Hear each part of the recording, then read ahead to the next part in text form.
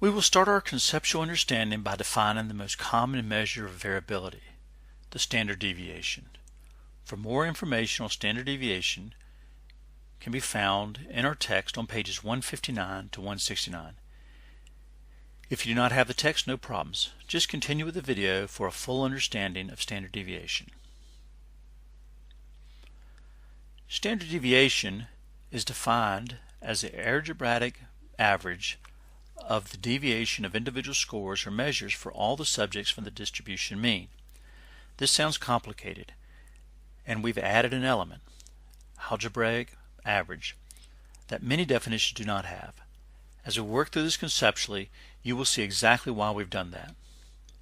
But first, let's take a visual look at standard deviations. This is what standard deviations look like.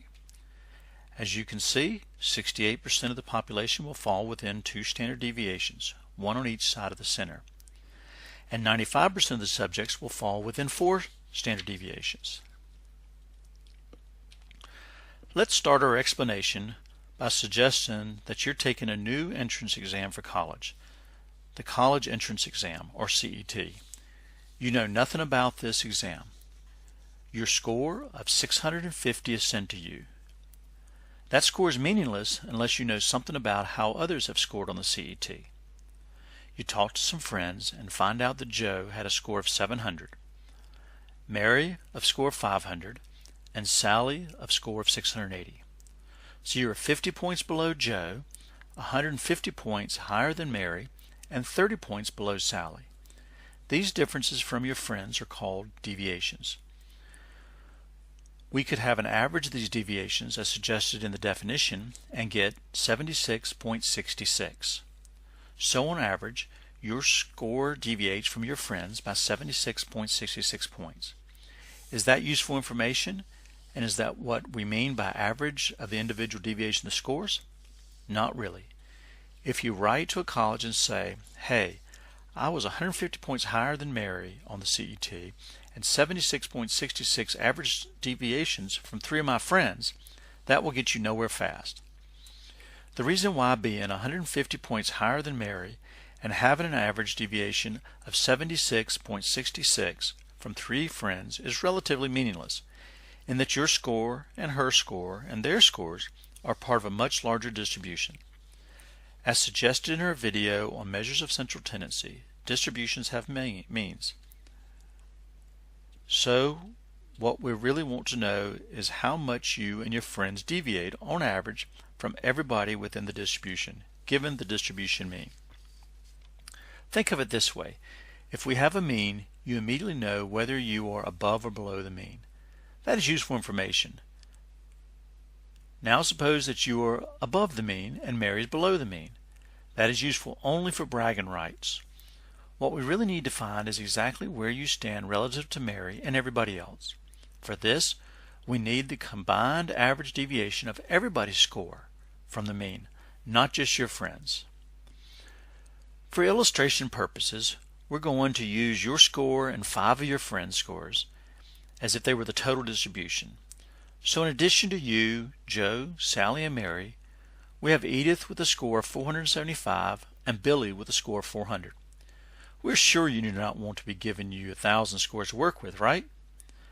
The first thing we do is to compute the mean for the scores. The mean will be 567.5. Now, we take each score of the 6 scores and subtract the mean to get the deviation of each of the scores. When we add these deviations and divide by 6, we should get the average of the deviations, right? Wrong. When we add these deviations, we will get 0. Dividing by 6 will yield 0. This will always be true. The sum of the deviations of scores around the mean of the deviations will always add to 0. How do we get an average of the deviations then? Well, this is where the algebra comes in.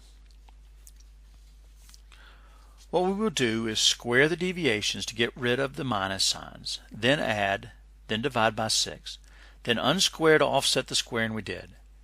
That will give us the algebraic average of the deviations of individual scores, or measures for all subjects from the distribution mean, known as the standard deviation.